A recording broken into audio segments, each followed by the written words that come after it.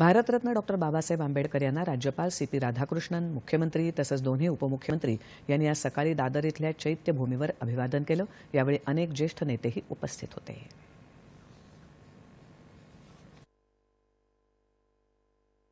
भारताची लोकशाही बळकट करण्याचं काम राज्यघटनेनं केलं असून भारतरत्न डॉक्टर बाबासाहेब आंबेडकरांनी दिलेल्या संविधानामुळे आपला देश उत्तरोत्तर प्रगती करत आहे, असं प्रतिपादन राज्यपाल सी.पी. राधाकृष्णन यांनी केलंय। भारतरत्न डॉक्टर बाबासाहेब आंबेडकर यांना अभिवादन केल्यानंतर चैत्यभूमी इथे आयोजित कार्यक्रमात ते बोलत होते। देशातून संपूर्णपणे जातीभेद नष्ट करणं ही बाबासाहेबांना खरी आदरांजली ठरेल, असं ते म्हणाले। डॉक्टर बाबासाहेब आंबेडकर अत्यंत द्रष्टे होते। त्यांचा सगळ्या विषयात असलेला अभ्यास आणि व्यासंग हा संविधानात प्रतिबिंबित झाला आहे आणि आज आपला देश जे अत्यंत वेगानं प्रगती करत आहे त्याचं श्रेय संविधानाचं आहे, असे गौरवोद्गार मुख्यमंत्री देवेंद्र फडणवीस यांनी काढले।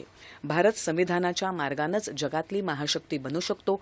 भारताच्या संविधानानुरूप आपलं आचरण असेल आणि कोणत्याही धर्मग्रंथापेक्षा महत्त्वाचं भारताचं संविधान असेल, हा कृती संकल्प करण्याचं आवाहन फडणवीस यांनी यावेळी केलं। या महामानवाला अभिवादन करण्याकरता ज्यावेळी आपण सगळे या ठिकाणी येतो त्यावेळी त्यांनी जो मार्ग आपल्याला दाखवलेला आहे, या देशाला एकच मार्ग महाशक्ती बनवू शकतो आणि तो मार्ग म्हणजे भारतीय संविधानाचा महामार्ग, की ज्या महामार्गामुळे हा भारत देश जगातली महाशक्ती बनू शकतो।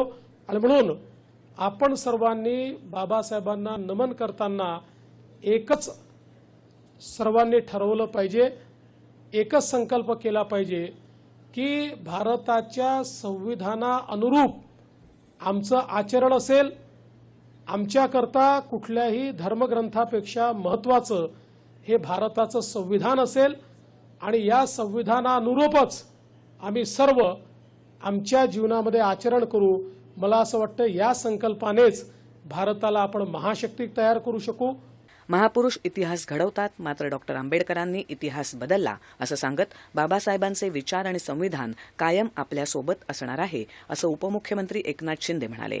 आमची सगळ्यांची जबाबदारी वाढली आहे। राज्यातील जनतेच्या आयुष्यात आनंद निर्माण करण्याचे आमचे प्रयत्न यापुढे अधिक वेगाने सुरू राहतील। त्यांचे विचार जागृत ठेवण्यासाठी, पुढच्या पिढीपर्यंत पोहोचवण्यासाठी कुठेही आम्ही कमी पडणार नाही। प्रत्येक जिल्ह्यात, प्रत्येक तालुक्यात संविधान मंदिर बांधण्याची घोषणा आम्ही केली आहे आणि त्याचं काम सुरू आहे। आज महापरिनिर्वाण दिनी संविधानाला अभिप्रेत असलेलं कल्याणकारी राज्य उभं करण्याचा संकल्प या ठिकाणी मुख्यमंत्री महोदयांच्या नेतृत्वात या ठिकाणी आम्ही सुरू करतो। देशाला एकतेच्या आणि बंधुत्वाच्या धाग्यानं बांधण्याची ताकद संविधानात आहे। राज्यातलं महायुतीचं सरकार डॉक्टर बाबासाहेबांचे विचार, संविधानाला आदर्श मानून कारभार करेल आणि व्यापक जनहिताचे निर्णय घेईल, अशी ग्वाही उपमुख्यमंत्री अजित पवार यांनी यावेळी दिली।